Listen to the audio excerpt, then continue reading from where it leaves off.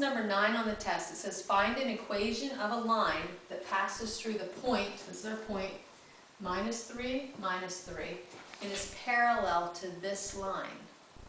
So we're going to write an equation of a line. We're using the equation of a line form in point slope form. It's y equals mx plus b. So we have a line here, and if we graph this, we want to find another line that's parallel to this line, but it's going to go through the point -3, -3. So it's going to be parallel to the line. So we're going to have two lines that are going to be parallel to one another. We have one of these lines, but we want the other one to go through the point -3, -3. In order to do this, in order to write an equation of a line, we need two things. We need a slope and we need a y-intercept. Looking at this problem, we don't have a slope or a y-intercept, but we can find both of those things. Once we find our slope and our y-intercept, we can write an equation of a line. We know it's parallel to this line, and if it's parallel, it's going to have the same slope as the given line. So what we need to do is find the slope of this line. In order to find the slope, we need to put this equation in this form so that we can find the slope. So that's the first step. We're going to put this in the form y equals mx plus b. So I'm going to get the y by itself. So we get -2y equals -x minus 7. I'm keeping it in this form with the x before the constant value. Now we need to get the y by itself, so I'm going to divide everything by -2. And that's going to give us y equals 1/2, negative over negative makes a positive, x, plus 7/2. This is the equation of one of a parallel line.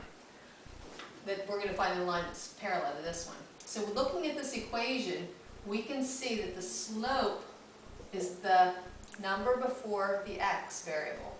So our slope is 1/2. So we're almost there. In order to write an equation of a line, we need a slope, but we also need to find b, which is the y-intercept where it crosses the y-axis. So to find b, we're also giving a point. We're giving a point -3, -3, and this is our x and our y. So if you go back up to this equation, we have a y, we have an m, we have an x, and now we have everything we need to find the b. These problems have a lot of steps. You need to understand why we're doing what we're doing, not memorizing the steps. So we have our slope and we have our x, y. We're going to go up here and plug it in and find the one thing we don't know, which is our b.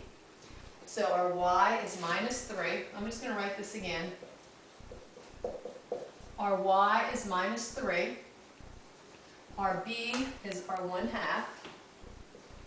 X is -3 as well. And the only thing we don't have is b. So we're going to solve it for b. So we get -3/2 equals -3 equals -3/2 plus b. And then we just need to add 3/2 to both sides. -3 is the same as -6/2.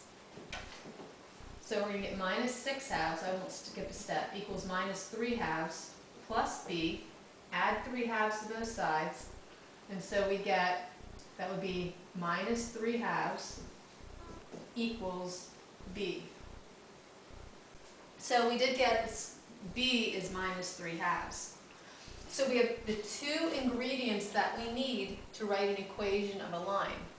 We have our m and our b. When you write an equation of a line, you have to leave the x and y in, because on the line there's infinite numbers of points, x and y's. There's infinite numbers of x and y's, so when you write the equation of a line, you leave the x and y's in. So we get y equals m, which is 1/2, x, and our b is -3/2. And that's your equation of a line that is parallel to this line. This one is going to cross the y-intercept at -3/2.